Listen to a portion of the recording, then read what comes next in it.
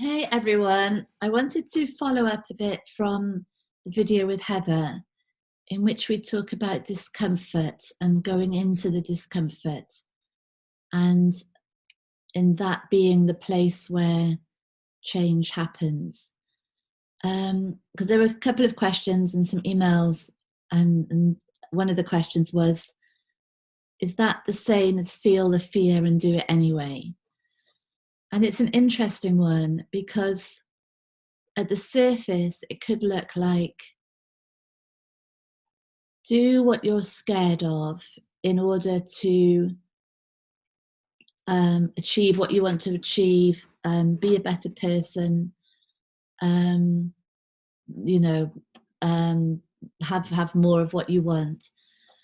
And it's actually weirdly the total opposite. It's this sort of, in a way, the same principle, but total opposite effect or reason for it. Because from this conversation, when we talk about discomfort, what we are talking about is the discomfort of a limited self that is looking for the freedom and the unconditional love and the peace that it knows itself to be, but its very existence is hiding it. And so discomfort really all the time, tightness all the time, suffering all the time is simply saying, right now, you think you're something other than unconditional love or unlimited potential.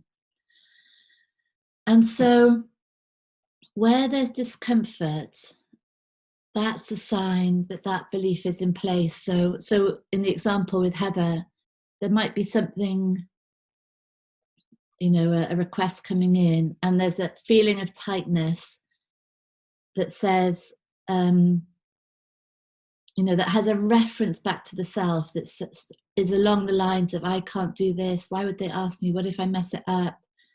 What if I embarrass myself? What if it's shameful? What if I realize that I can't actually do what I think I'm here to do? All of that's the discomfort. And so when we say be with that, don't try and take that away, don't try and fix that, and don't try and deny it. Be with it, experience it, go into that apparent situation with real presence. The reason we're saying that is not so that we'll do the thing ultimately. It's so that in that moving into discomfort, an idea of who we are is dissolving, and an idea of that thing is dissolving. Because in the presence up to it, it can't remain as it had in reality, in imagination. We're now looking at it properly, and it starts dissolving. And so it means that either then the thing gets done or not done. Chances are, if what's coming in deeply resonates with this gift that we are to the world, and if the only thing in the way was a limited idea of self, then chances are it will be happening. And cool, but that's not the thing. That's never the thing with this. The thing is the dissolving of the veil that hides the unlimited freedom that we are all the time.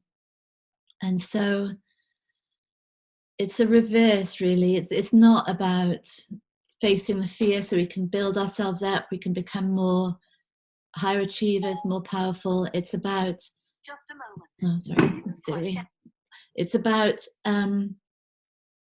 presence and openness and curiosity and exploration, because in that space everything is changing. and there's just a continual revelation of of of who we really are, of our true nature. And that's it. The rest of it is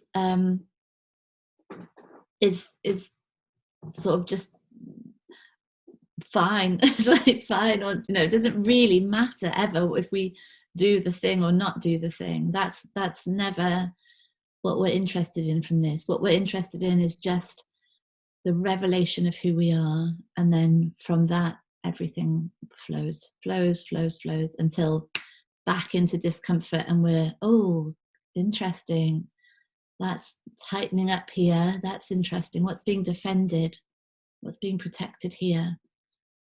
And then and so the self gets lighter and lighter and lighter, and things get less and less and less personal, and then there's just the flow of beingness, unconditional love that we are. So I hope that's helped a little bit, and see you soon. Bye.